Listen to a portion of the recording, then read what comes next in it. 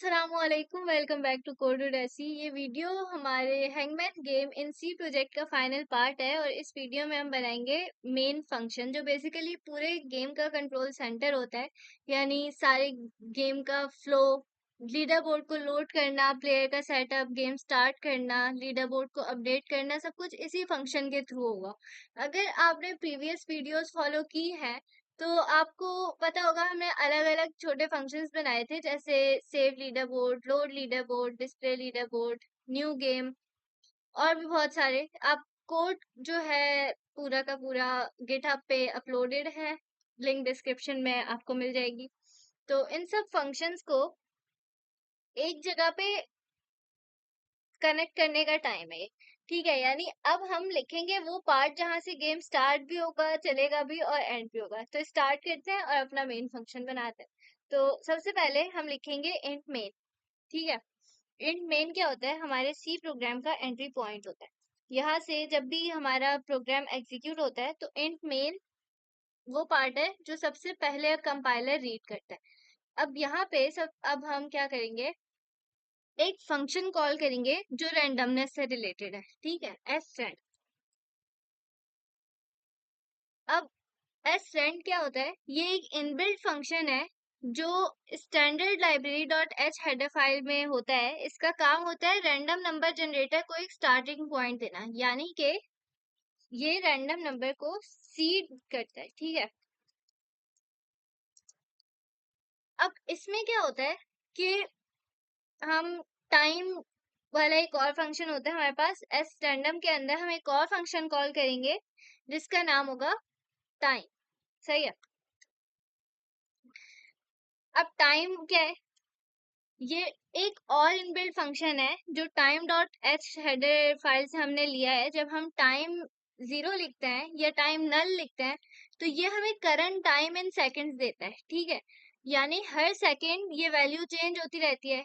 क्यों हम यूज कर रहे हैं? क्योंकि हम रैंडम नंबर जनरेटर को अगर सेम सीड मिलता रहे तो वो हर दफा सेम रिजल्ट देगा। लेकिन अगर सीड हर रन पे डिफरेंट हो, जैसे कि टाइम 0 के थ्रू मिलता है, तो रैंडम वैल्यूज ट्रूली रैंडम होंगी।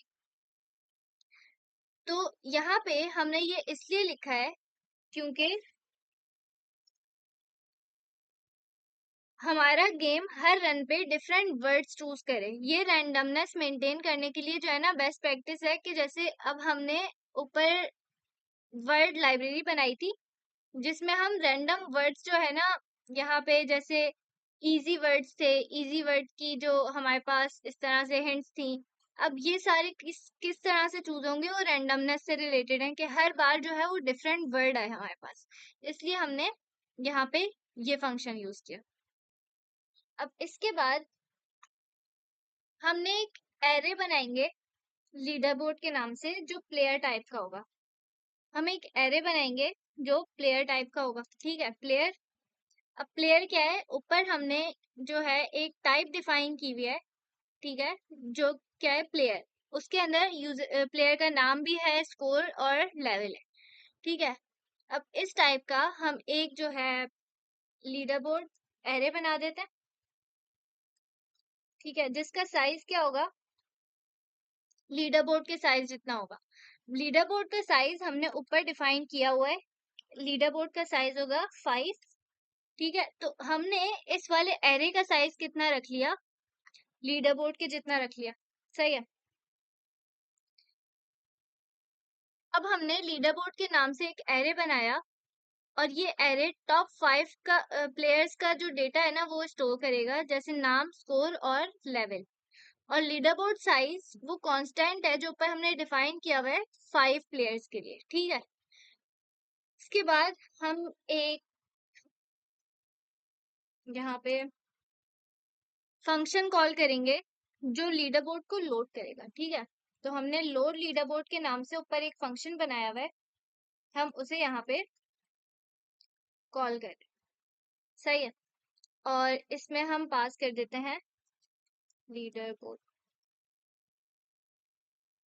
अब ये फंक्शन फाइल से लीडर बोर्ड का डेटा रीड करेगा। अगर पहले कोई प्लेयर जो है जिसने खेला है तो उसका डेटा वापस एरे में लोड हो जाएगा और ये बेसिकली क्या करेगा, गेम रिज्यूम करेगा। जैसे लीडर बोर्ड के अंदर हमने ये रहा लोड लीडर बोर्ड वाला फंक्शन। ठीक है, अब ये क्या करेगा कि अगर जो है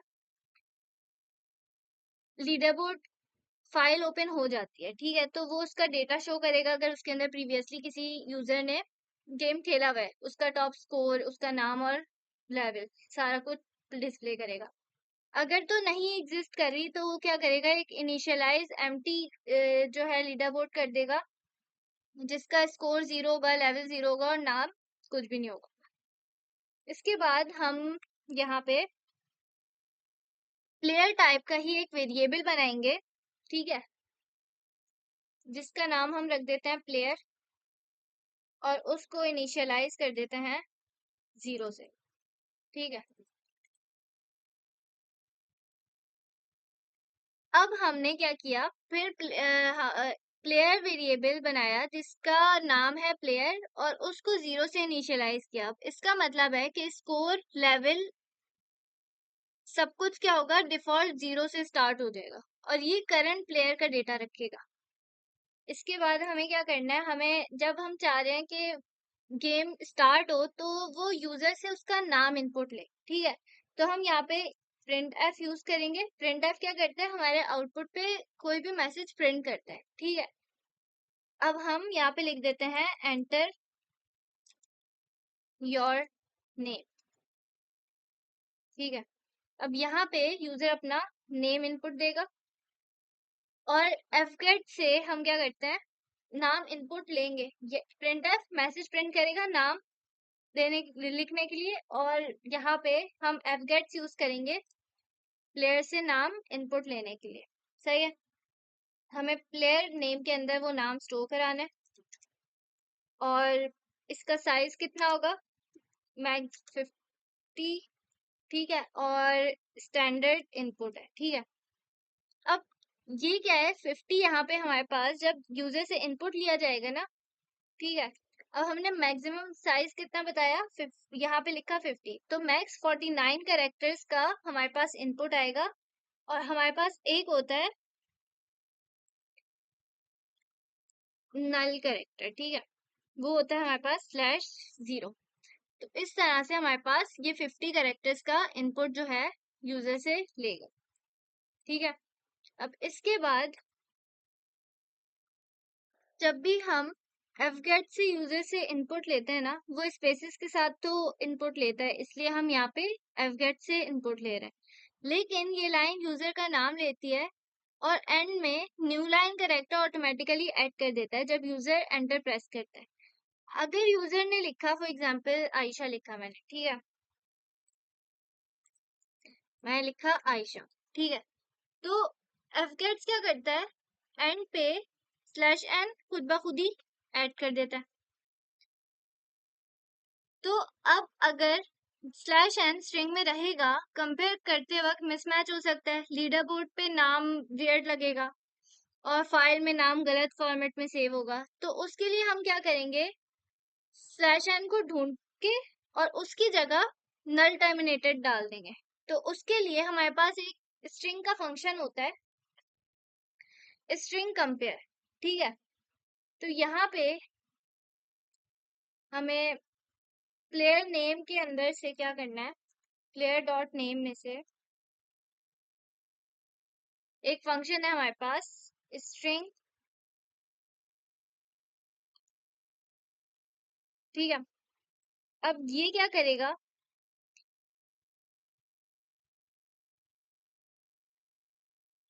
प्लेयर डॉट नेम से, प्लेयर डॉट नेम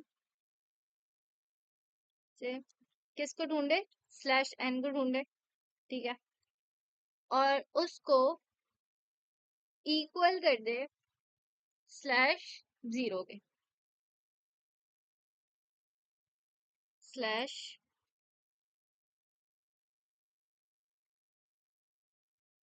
/0। सही है, अब हम यूजर से नाम ले रहे हैं लेकिन उसके नाम के एंड में एक न्यू लाइन कैरेक्टर आ जाता है जो अननेसेसरी होता है। ये लाइन उस न्यू लाइन को ढूंढ कर हटा रही है और उसकी जगह /0 जो हमारे पास स्ट्रिंग एंड का जो हमारे पास कैरेक्टर है, स्ट्रिंग एंड डाल रही है, ताकि नाम एकदम हमारा क्लीन हो और कहीं प्रिंट या हो या कंपेयर हो तो सब कुछ हमारे पास सही सही हो जाए। ठीक है, अब इसके बाद हम चाह रहे हैं कि जब भी गेम स्टार्ट हो तो जो प्लेयर का स्कोर हो वो 0। ठीक है, प्लेयर डॉट स्कोर उसको हम 0 कर दें कि गेम जब भी स्टार्ट हो उसका स्कोर हमेशा 0 से स्टार्ट हो। और प्लेयर का जो लेवल हो वो बाय डिफॉल्ट क्या हो, 1। तो हम यहाँ पे ये कर देते हैं। अब इसके बाद यहाँ पे हम क्या करेंगे, एक वेरिएबल बनाएंगे जो यूजर का इनपुट स्कोर करे कि अगर उसको अब हमने मेन्यू बनाया था, मेन्यू के अंदर हमने 3 ऑप्शंस रखे थे, start new game, view leader board और एग्जिट गेम। अब हम चाह रहे हैं कि जब भी हमारा गेम स्टार्ट हो तो यूजर से इनपुट लिया जाए कि उसको तीनों में से कौन सा ऑप्शन सिलेक्ट करना है। तो अब उसका इनपुट स्कोर स्टोर करने के हमें एक वेरिएबल चाहिए, तो हम इन चॉइस के नाम से एक वेरिएबल बना लेते हैं। सही है, और इसको अभी हम इनिशियलाइज नहीं करते हैं। अब हम एक इनफाइनाइट लूप चलाएंगे जो गेम एंड जब तक चलते रहेगा, हमारा गेम जब तक एंड नहीं होगा, जब तक यूजर एग्जिट ना करे। सही है, तो हम वाइल लूप लगाएंगे जो इनफाइनाइट हो। ठीक है, वाइल 1 इसलिए लगाते हैं क्योंकि इनफाइनाइट लूप चलता है। अब हम एक फंक्शन कॉल करते हैं क्लियर स्क्रीन के नाम से, जो ऊपर हमने बनाया था क्लियर स्क्रीन। ठीक है, ये क्या करेगा कि जब हमारे पास, अब हम अगर मेन्यू शो कर रहे हैं, ठीक है, शो मेन मेन्यू वाला फंक्शन कॉल करें अगर, तो सिर्फ मेन्यू ही जो है हमारी स्क्रीन पर डिस्प्ले होगा उस टाइम। ठीक है, उसके अलावा कोई भी चीज उस वक्त डिस्प्ले नहीं होगी, सिर्फ मेन्यू डिस्प्ले होगा। ठीक है, अब ये क्या करेगी, ये वाली फंक्शन, ये लूप के अंदर है क्लियर स्क्रीन फंक्शन, ये स्क्रीन को रिफ्रेश कर देता है ताकि हर बार मेन्यू क्लीन वे में दिखे। और ये क्या होगा, ये एक फंक्शन है जो हमने ऊपर बनाया था और इसका काम है यूजर को 3 ऑप्शंस डिस्प्ले करना, यानी कि ये शो करेगा। और इसके बाद हम, हमारा डिस्प्ले तो हो गया मेन्यू। ठीक है, अब हम चाह रहे हैं कि यूजर जो है उसमें से सिलेक्ट करे कि कोई तीनों में से कोई एक ऑप्शन यूजर सिलेक्ट करे। तो हम उसको एक मैसेज प्रिंट कराते हैं कि सिलेक्ट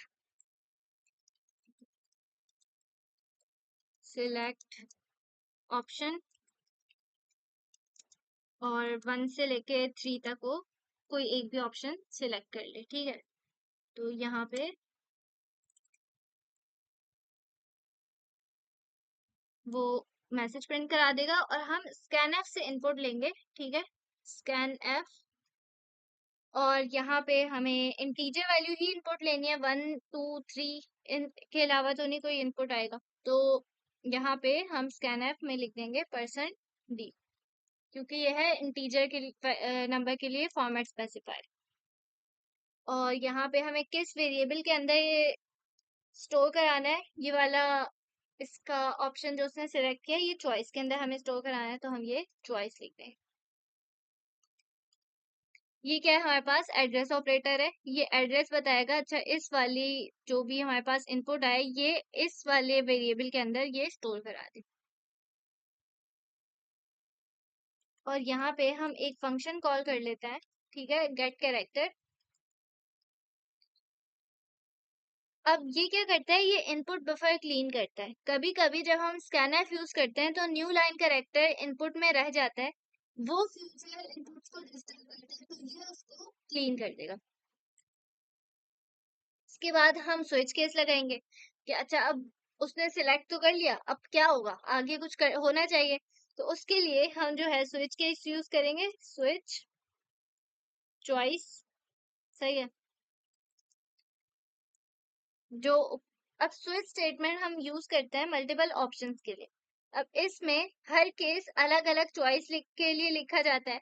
अब यूजर ने 1 से लेके 3 तक कोई एक ऑप्शन चूज किया, अब हर ऑप्शन के लिए हम अलग केस बना देते हैं। सही है, तो केस 1 में हम क्या था हमारे पास, केस 1 में था हमारे पास स्टार्ट न्यू गेम। ठीक है, तो यहाँ पे यूजर अगर 1 प्रेस करता है तो न्यू गेम फंक्शन कॉल हो जाए और इसमें करंट प्लेयर का एड्रेस पास हो ताकि उसका स्कोर और लेवल अपडेट हो जाए। ठीक है, केस 1 लिखते हैं और यहाँ पे हम स्टार्ट न्यू गेम वाला फंक्शन कॉल कर लेते हैं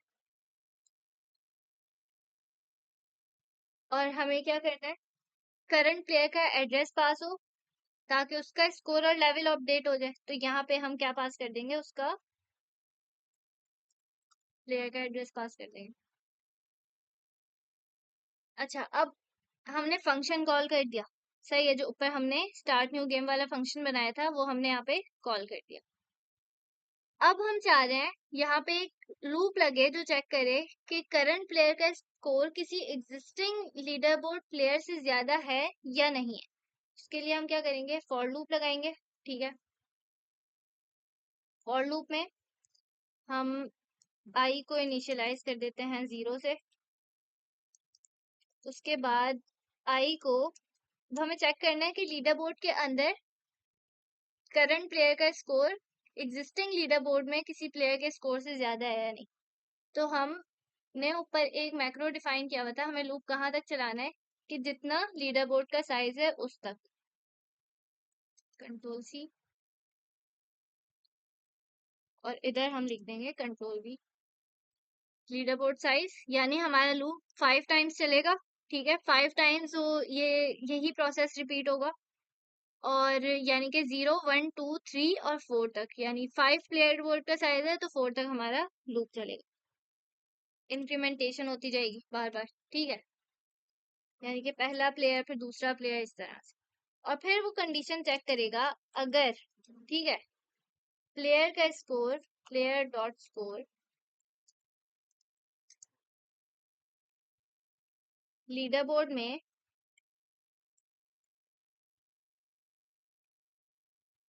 प्लेयर के किसी भी स्कोर से ज्यादा है,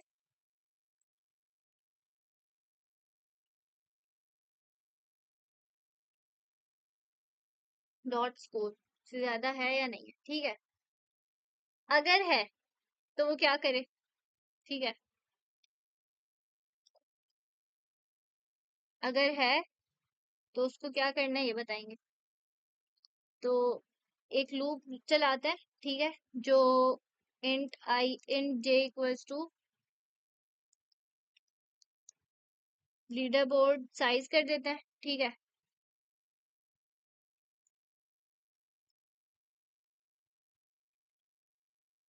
और यहाँ पे अब यहाँ पे हम एक वेरिएबल जे बना रहे हैं और उसको इनिशियलाइज कर रहे हैं लास्ट इंडेक्स से।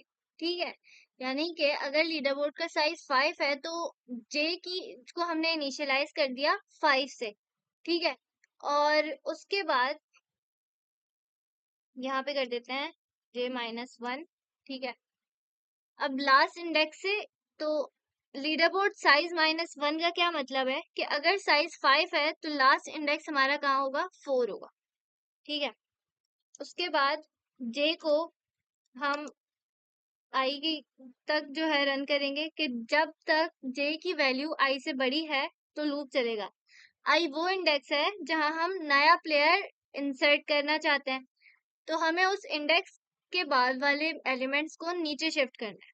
सही है, और हम जे माइनस माइनस कर देंगे, यानी कि हर आइट्रेशन के बाद जे की वैल्यू 1 से डिक्रीज हो जाएगी। रिवर्स डायरेक्शन में ये लूप चल रहा है। ठीक है, अब इस लूप का मकसद क्या है, ये लीडर बोर्ड एरे को अपडेट करने के लिए हम लिख रहे हैं। जब कोई नया प्लेयर का स्कोर पुराने से ज्यादा होता है तो हम उसको इंसर्ट करते हैं लीडर बोर्ड के अंदर, लेकिन इंसर्शन से पहले जो प्लेयर्स पहले से लीडर बोर्ड में है उनको एक पोजीशन नीचे शिफ्ट करना पड़ता है, वरना डेटा ओवरराइट हो जाएगा। ठीक है, इसके बाद यहाँ पे हम हर प्लेयर को एक स्टेप नीचे हमें मूव करना है। तो हम क्या करेंगे, लीडर बोर्ड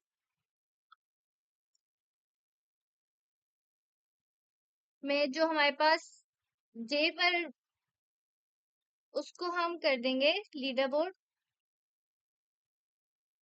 जे -1। सही है, अब अगर for example j equals to हमारे पास 4 है, ठीक है, तो उसके बाद क्या होगा, leader board 4 equals to leader board 3 हो जाएगा, सही है, यानी कि लीडर बोर्ड में 4 जो हमारे पास है वो इक्वल्स टू 3 हो जाएगा। जैसे अब मैं यहाँ पे अगर वो लिखना चाह रही हूँ ना, तो ये नीचे चला जाएगा, सही है, इस तरह होगा बस। अब इससे क्या हुआ कि सब पुराने प्लेयर्स को एक नीचे शिफ्ट कर दिया, ताकि बीच में नई जो है ना एक प्लेयर्स इंसर्ट हो सके बगैर डेटा लॉस के। और लूप हमेशा रिवर्स डायरेक्शन में चलाएंगे हम इसमें, जब एलिमेंट्स शिफ्ट हो रहे हो, वरना ओवरराइट हो जाता है। बिल्कुल इस तरह होगा कि अगर मुझे यहाँ पे जो है एक प्लेयर का नाम लिखना है, तो मैं यहाँ पे बाकी के चीजों को थोड़ा सा नीचे शिफ्ट कर दूंगी। इसी तरह से ये लूप चल। अब हम क्या करेंगे कि करंट प्लेयर जो अभी गेम खेल रहा है उसका डेटा इंसर्ट करना है लीडर बोर्ड एरे की ith पोजीशन पे, ठीक है। तो यहाँ पे हम लीडर बोर्ड की ith पोजीशन पे हमें उसका डेटा स्टोर करना है, ठीक है, इंसर्ट करना है। तो हम यहाँ पे उसको इक्वल्स टू प्लेयर कर देंगे। अब अगर प्लेयर का स्कोर किसी एग्जिस्टिंग प्लेयर से ज्यादा है, तो उस प्लेयर को करेक्ट पोजीशन पे डाल दिया देंगे हम, और जहां से ऊपर वाले स्कोर्स जो है वो लोअर हो जाएंगे, और जो करंट प्लेयर है उसका स्कोर बाकियों से ज्यादा है, तो वो उसके ऊपर आ जाएगा। अब ये लाइन लीडर बोर्ड को अपडेट करेगी मेमोरी के अंदर, और इस लाइन के बगैर लीडर बोर्ड सिर्फ पुराने प्लेयर्स का डेटा ही दिखाता रहेगा, सही है। अब यहाँ पे लीडर बोर्ड क्या है, लीडर बोर्ड एक प्लेयर टाइप का स्ट्रक्चर है जहाँ डेटा डालना है। और प्लेयर क्या है, प्लेयर करंट प्लेयर का स्ट्रक्चर है जिसमें नाम, स्कोर और लेवल सारा कुछ होता है। और इस तरह से हम लीडर बोर्ड को फाइल में परमानेंटली सेव कर रहे हैं। मतलब जो भी अपडेट हुआ लीडर बोर्ड एरे में, उस डेटा को हम लीडर बोर्ड टेक्स्ट फाइल में ओवरराइट करते हैं, और फिर हम यहाँ पे ब्रेक यूज करेंगे, ठीक है, ताकि आगे के केसेस एग्जीक्यूट ना। ये केस 1 है, ठीक है।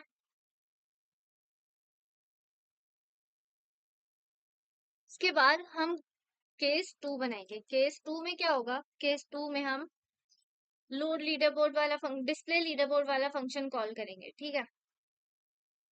तो यहाँ हम एक फंक्शन कॉल कर लेते हैं डिस्प्ले लीडर बोर्ड के नाम से।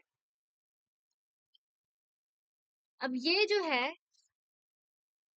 हमारे स्क्रीन के ऊपर, हमारे आउटपुट में, गेम में लीडर बोर्ड को जो है वो डिस्प्ले करेगा, और इसमें जो हमारे पास टॉप प्लेयर्स हैं वो स्क्रीन पर शो हो जाएंगे, ठीक है। और इसके अंदर हम क्या पास कर रहे हैं, लीडर बोर्ड।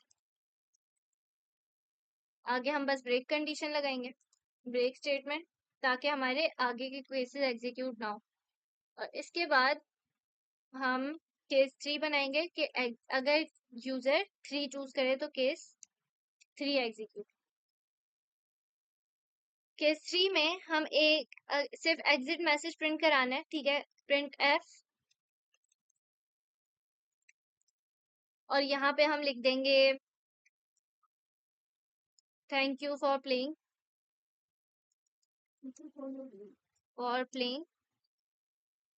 बस थैंक यू फॉर प्लेइंग। और आगे जो है हम चाहे तो यूजर का नाम भी डिस्प्ले कर लेते हैं, ठीक है। तो हम यहाँ पे %s लिखेंगे क्योंकि स्ट्रिंग होगा, और हम यहाँ पे बता देते हैं अच्छा प्लेयर डॉट नेम का जो भी नाम होगा यहाँ पे प्लेयर का वो डिस्प्ले हो जाएगा।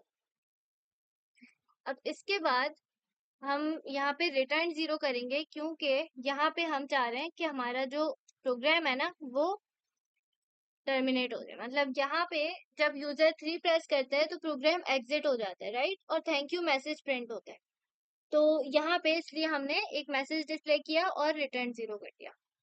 अब एक डिफॉल्ट केस बना लेते हैं कि अगर यूजर 1 2 3 के अलावा कोई और जो है नंबर उसमें इनपुट दे दे, तो क्या हो, हमारे पास एक मैसेज डिस्प्ले हो जाए प्रिंट एफ invalid choice.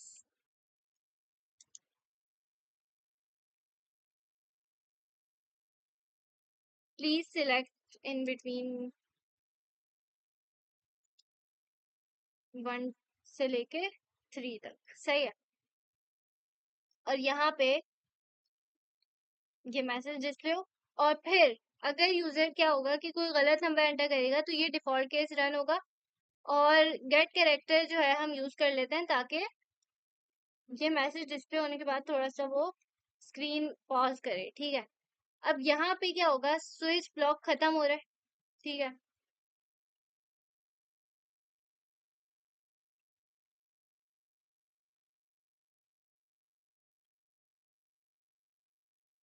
यहाँ पे हमारा स्विच ब्लॉक खत्म हो रहा है और लूप दोनों जो है फिर क्लोज हो जाएंगे। ये हमारा वाइल लूप क्लोज हो रहा है। ठीक है। और इधर जो है हमारा स्विच केस खत्म हो रहा है। मतलब मीन और रिटर्न जीरो का मतलब है कि प्रोग्राम जो है एग्जिट कर जाएगा और सक्सेसफुल एग्जीक्यूशन हो जाएगी। इसको रन करके देखते हैं। यहाँ हमारा गेम जो है फाइनली कंप्लीट हो गया है। ये पूरा कोड आप गिटहब पे एक्सेस कर सकते हैं। इसको रन करके देखते हैं और फिर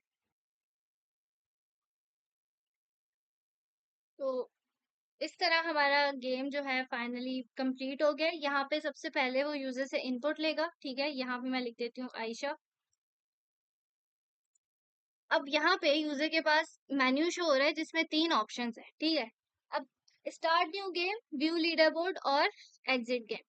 अब अगर मैं सबसे पहले स्टार्ट न्यू गेम सिलेक्ट करूं और मैं सिलेक्ट करती हूँ लेवल 1, तो हमारे पास एक हिंट डिस्प्ले हो रही है और यहाँ पे ब्लैंक डिस्प्ले हो रहा है।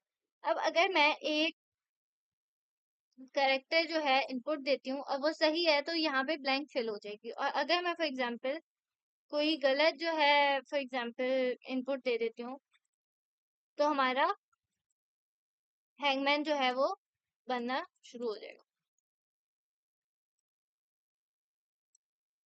और अगर मैं सही इसको गैस कर लेती हूँ तो वो एक मैसेज प्रिंट करा देगा, congratulations you guess the right word. और फिर मैं जब एंटर को प्रेस करूंगी तो वो मेन्यू पे मुझे वापस ले जाएगा। अगर मैं अब इसके अंदर डिस्प्ले लीडर बोर्ड देखना चाहूँ या फिर एग्जिट करना चाहूंगी, ठीक है, तो लीडर बोर्ड देखते हैं। लीडर बोर्ड में वो मैंने ये गेम खेला हुआ है 3 बार, तो इधर जो है वो मेरे ही नाम शो कर रहे हैं लेवल। अगर मैं फॉर एग्जांपल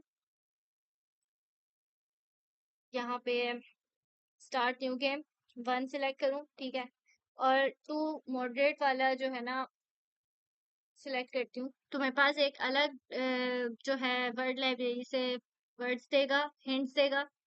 और इधर जो है मुझे एक हिंट दे रहा है हैज फ्लावर्स। अब मुझे गैस करना है कि फॉर एग्जांपल अगर ये वर्ड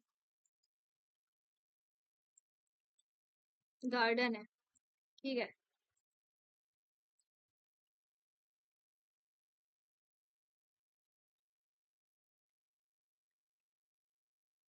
ठीक है, तो इसने क्या किया, you guess the right word, सही है।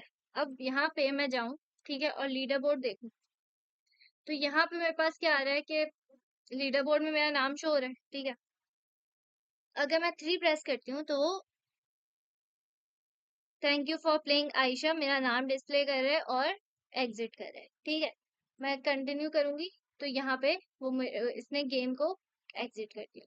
तो this is how our game look like. अगर आपने मेरा चैनल अभी तक नहीं सब्सक्राइब किया तो सब्सक्राइब कर दें और अपना फीडबैक जरूर दें। और ये कोड आप गिटहब पे इजीली एक्सेस कर सकते हैं। अगर कोई भी क्वेश्चंस है वो आप कमेंट में पूछ लें, I will surely reply to all of them. अल्लाह हाफिज।